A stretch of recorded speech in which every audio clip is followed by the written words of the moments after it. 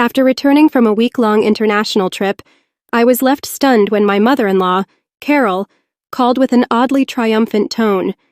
She mentioned a $40,000 windfall that we had apparently saved. I was confused. As a freelance jewelry designer, I keep a tight hold on my finances, and I certainly hadn't set aside that kind of money. Carol, however, casually explained that she had taken it from our sideboard drawer money that Owen apparently gave her. I was left speechless. Where did the $40,000 come from, and why did she think it was hers to take? After returning from a week-long international trip, I was taken aback when my mother-in-law, Carol, called. There was an unusual tone of triumph in her voice, and she mentioned something about a $40,000 windfall that we had apparently saved. I was confused. As a freelance jewelry designer, I do have a savings account for emergencies, but I certainly hadn't stashed away that kind of money recently. Plus, I always kept my bank card with me, and no one else had access to withdraw such a large amount. Carol, seemingly oblivious to my confusion, casually said, "He gave it to me, so I took it from the sideboard drawer. You guys are doing well, so it's fine." I was speechless. Before I could ask for clarification, she quickly thanked me, hinted at relying on me for financial support in the future, and abruptly hung up. I was left in a daze. What money was she talking about? Where had the $40,000 come from, or where had it gone? When Owen came home later, he cleared up the misunderstanding. Thankfully, it wasn't as bad as I feared, but I couldn't shake off the strange feeling that lingered from the conversation. A month later, things took a frustrating turn. Carol began bombarding me with phone calls. At first, I thought nothing of it, figuring it wasn't urgent. But when I saw that I had over 55 missed calls, I knew I couldn't ignore her any longer. I reluctantly picked up the phone, and the moment I did, Carol's voice erupted in anger. She accused me of ignoring her and acted like she was the victim. She made it clear she believed I had wronged her. But from my perspective, it was the result of her own assumptions. Let me provide some background. My name is Harper, and I'm a 37-year-old freelance jewelry designer. I love my work, but it keeps me extremely busy. My husband, Owen, and I are also trying to start a family, which only adds to the overwhelm of balancing my growing business with personal life. Owen used to work a stable corporate job, but a few years ago, as my business started to take off, he decided to leave his position and join me full-time. His skills and management have been invaluable in helping our business flourish. In the early days of our marriage, my jewelry gigs were sporadic, and we relied on Owen's steady paycheck. But as my designs gained recognition, our roles shifted. Owen now helps me manage everything from contracts to operations. We've even secured partnerships with prestigious international brands, transforming our lives but also bringing new challenges. One of those challenges is dealing with Owen's mother, Carol. She lives alone in the family home and often views our lifestyle through a distorted lens. To her, our hard work and professional obligations look like indulgent luxury. "You two are always living so lavishly. I'm jealous," she often says, misunderstanding the nature of our expenses. For example, as part of my job, I frequently attend high-end product launches and networking dinners with executives. Carol, however, sees these events as leisure outings rather than work obligations. Her jealousy often leads to financial requests. Once she said, "I'm planning to throw a party for my friends soon. Can you give me some money for it?" While it might seem like we could afford such things easily, the reality is that maintaining our business image involves significant costs, and our budget is tightly managed. Despite explaining this to Carol repeatedly, her requests only became more persistent. She would often say things like, "You're always dressed so beautifully and eating at fancy places. I envy you." Her sarcasm and jealousy made it clear she didn't understand the sacrifices behind our apparent success. While I often refused her requests, Tom took a different approach. "If giving her a little money keeps her quiet, then it's worth it," he'd argue. For him, it was easier to offer small financial help to maintain peace, rather than deal with the disruptions or complaints might cause. Unfortunately, this approach only encouraged Carol. Her demands started to escalate over time, and her perception of our financial situation became more unrealistic. Living this way has been a balancing act, not just with our careers, but also with managing family dynamics. While Owen and I work hard to build a successful business and prepare for the future, Carol seems to see us as an endless source of financial support.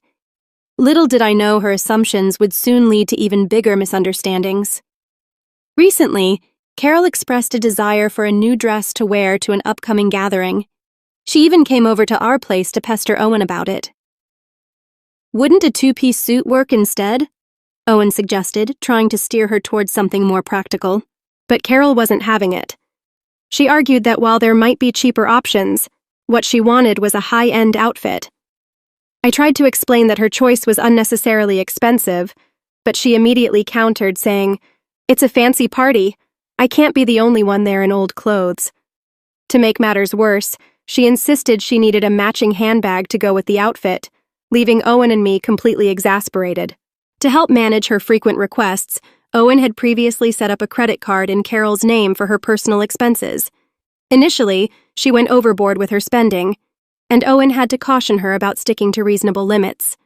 He asked her to let us know before making significant purchases, but Carol continued her pattern of extravagant spending as if the card had no limits.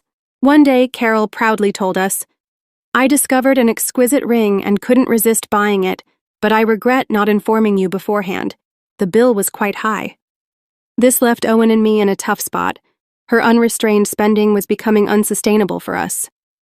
"If this continues, maybe it's best to take back the card," I suggested to Owen. Even though the card was in Carol's name, Owen was responsible for paying the bills. Carol seemed to view the card as a bottomless resource, not understanding that every purchase had to be paid for out of our pockets. Recognizing the need for better control, Owen decided to set a spending limit on her card to curb her expenses. This did not sit well with Carol. One day, she stormed into our house, visibly upset. "What the heck is going on? I couldn't pay for my shopping yesterday. Why did you limit my card?" she demanded. We explained that her excessive spending was putting a strain on our finances and setting a limit was necessary to manage it. "But it's still enough for your needs, right?" Owen asked, trying to maintain peace. Carol was unimpressed. "You two still dress up, go to fancy places, and spend money on all sorts of things. How is what I'm doing any different?" she argued. She saw our professional obligations, like attending product launches and high-profile events, as nothing more than fun and leisure. "It's part of our job, Carol," I tried to explain. "If that's a job, then what I'm doing isn't any different," she snapped. "It's unfair that you two get to enjoy all the fun while I'm left behind." Her misunderstanding of our work only made the situation more frustrating. Although our business often required attending glamorous events, these weren't mere social outings. They were vital for building relationships and maintaining our professional image. Despite Carol's occasional protests, we decided to set a limit on her credit card, which helped ease tensions for a while. She still visited and complained to Owen about feeling left out, but things seemed more manageable overall. As the year progressed, an exciting opportunity arrived that could change the trajectory of my career. A prominent foreign brand reached out with a proposal to expand our business by relocating overseas. The prospect was exhilarating. It could elevate my career as a jewelry designer and potentially position me as one of the top designers in the industry. Owen, always supportive and forward-thinking, encouraged me to seize the opportunity. "This is a chance we can't pass up," he said enthusiastically. We both agreed that moving abroad was the best decision for our business and our future. However, one concern loomed over our excitement: Carol. Given her past behavior, we feared she would insist on coming with us. The thought of managing her expectations while adjusting to life in a new country seemed overwhelming. When we finally broke the news to her that we were planning to move overseas, her reaction was exactly what we had anticipated. "I want to come too," she exclaimed, assuming our move was simply an extended vacation. Owen tried to explain gently, "We're moving for work, Carol. It won't be like a holiday." But Carol, ever skeptical, shot back, "You're trying to trick me. You plan to live more lavishly there, and you don't want me to see it." Her response left us speechless. As excited as we were about this new chapter, it was clear that managing Carol's unrealistic expectations would be a significant challenge. Carol continued to insist we were lying about our intentions to move. "You're not moving there permanently," she declared.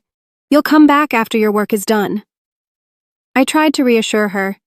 "That's true, we're not staying forever. We'll return after our project is finished," hoping to ease her anxiety. But Carol wasn't buying it. "You're just saying that to calm me down. You're planning to leave me behind, aren't you?" she snapped, her voice dripping with suspicion. Owen and I were exhausted from the endless back and forth, so he suggested a compromise. "Okay, we can't take you with us, but how about we pay for a week-long trip for you instead?" Carol's demeanor shifted instantly. "Really? Are you sure?" she asked, her face lighting up.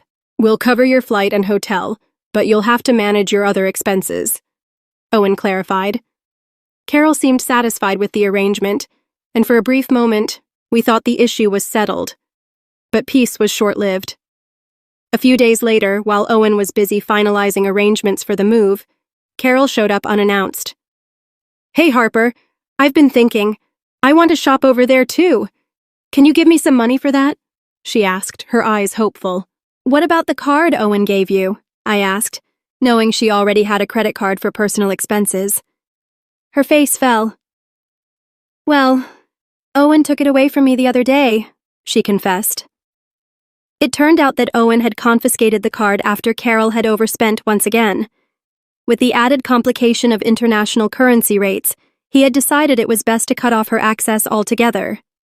"I don't have that kind of money on hand," I told her firmly. "I can't give you anything without Owen's approval." "Can you ask him?" she insisted, frustration building in her voice. "It's no use asking him. That's why I'm coming to you," she pressed, raising her voice. But I held my ground. Despite her persistence, I couldn't give her what she wanted. Eventually, Carol went on her 12-day trip abroad. I assumed Owen had somehow managed to fund it, although he hadn't shared the details with me. When she returned, she called me, her voice brimming with excitement. "I'm back! It was amazing! I had so much fun!" she gushed, sharing stories of sightseeing and fancy dinners. Without me even asking, she continued, "Oh, and I bought so many souvenirs that I couldn't fit them in my suitcase. I had them shipped here instead. I can't wait for them to arrive." "That's nice," I replied, keeping my tone neutral despite feeling overwhelmed by her enthusiasm.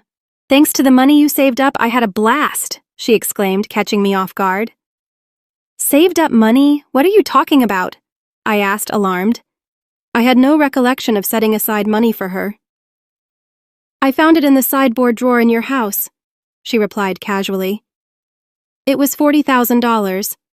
I took it and used it." Her words left me stunned. Why would such a large amount of cash be stashed in a drawer? And how could she think it was okay to take it?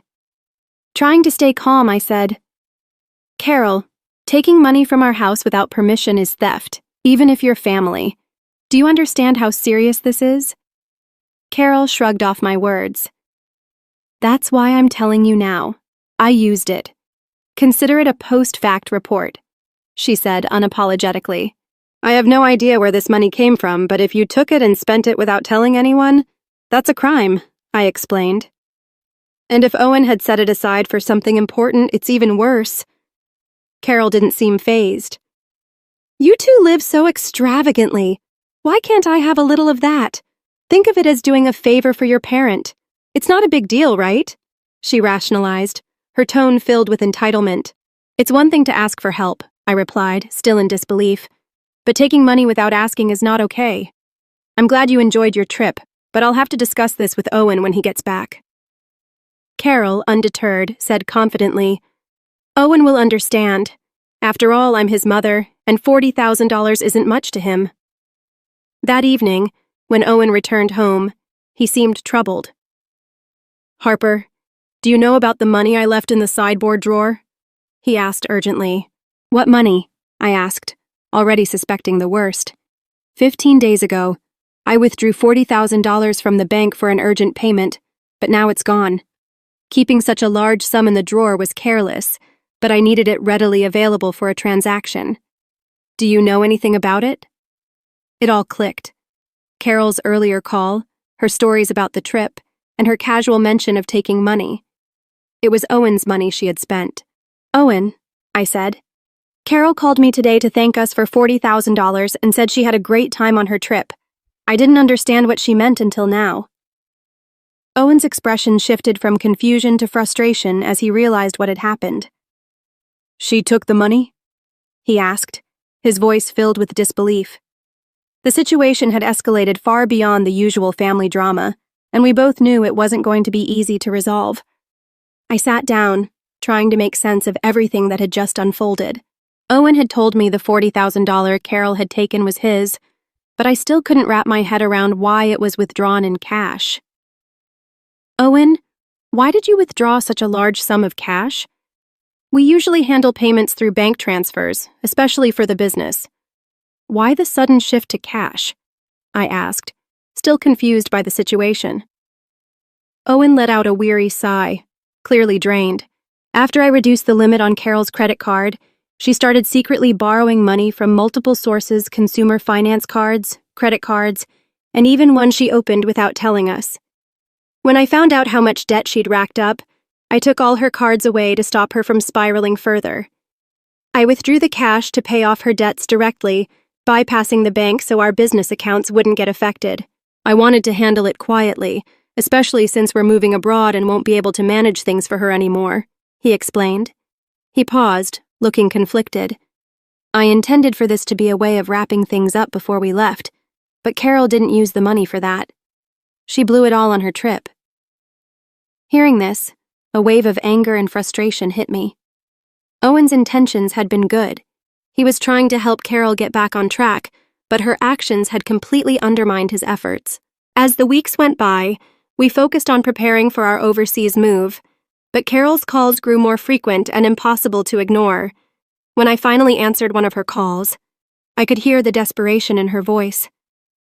"Why haven't you been answering me? I've tried so many times," she cried, her voice quivering. "I'm sorry, Carol.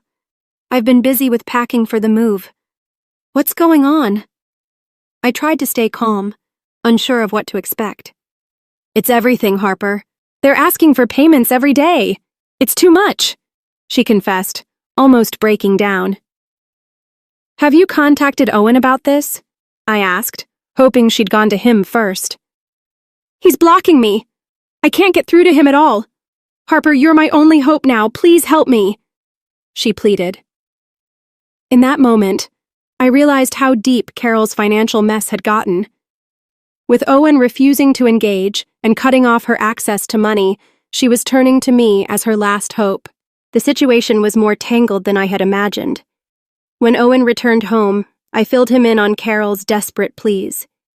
He listened quietly, his face a mix of exhaustion and resignation. "I tried to sort this out before we left, Harper, but she wasted the chance I gave her. That money was meant to clear her debts, and instead, she used it for a luxury vacation. What else am I supposed to do?"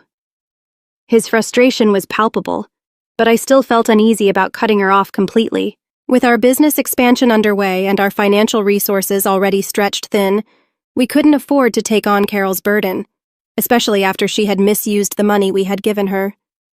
Despite the guilt that lingered, I followed Owen's lead and blocked her number, focusing on our move. But then, just as the chaos of packing seemed endless, another shocking piece of news reached us. Carol had sold her house, the family home where Owen had grown up, in an attempt to manage her mounting debts. But even after selling the property, the money wasn't enough to cover everything she owed. The loss of the house was a devastating blow. The reality that the family home was gone felt like another weight on Owen's shoulders. This entire situation had spiraled far beyond what either of us had expected, and it was becoming clear that we couldn't keep trying to fix things for Carol anymore. "Owen, the family home is gone. Are you okay with that?" I asked, sensing the sadness he was trying to mask. He shook his head, his voice tinged with sorrow. "How can I be okay with it?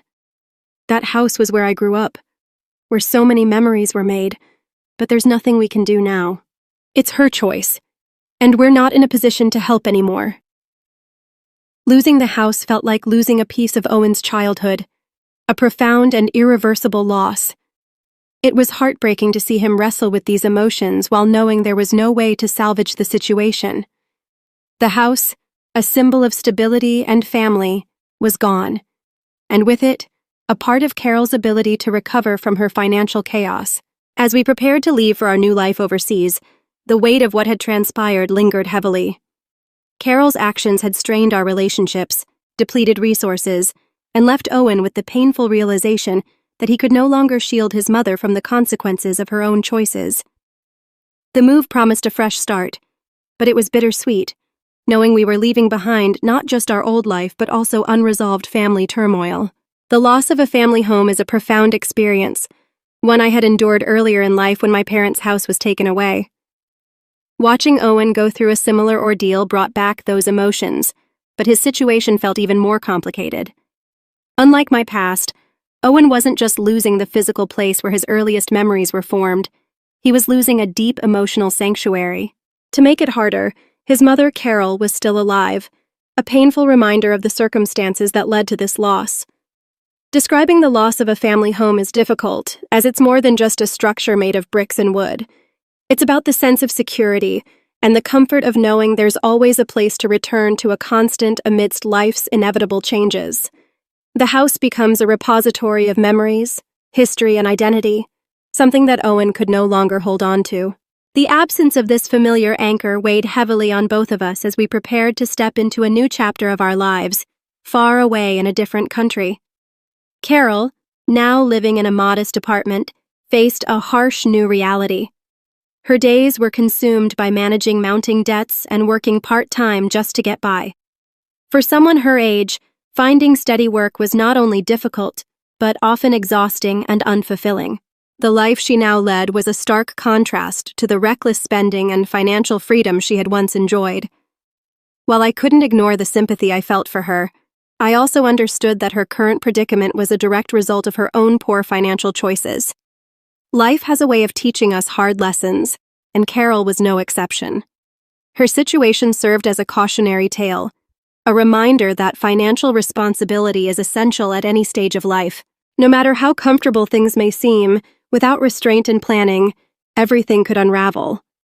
Meanwhile, our new life abroad was unfolding in ways we hadn't anticipated. Our move had propelled our business into the international spotlight, far surpassing anything we could have imagined. Inquiries and offers flooded in from all corners of the globe. Every email, every call, brought new possibilities for expansion and collaboration, but also required more of our time and focus. The rush of success was undeniable, but it consumed every aspect of our lives. The days bled into nights as we navigated time zones, dealt with cultural differences, and tackled a constant barrage of tasks to capitalize on this golden opportunity.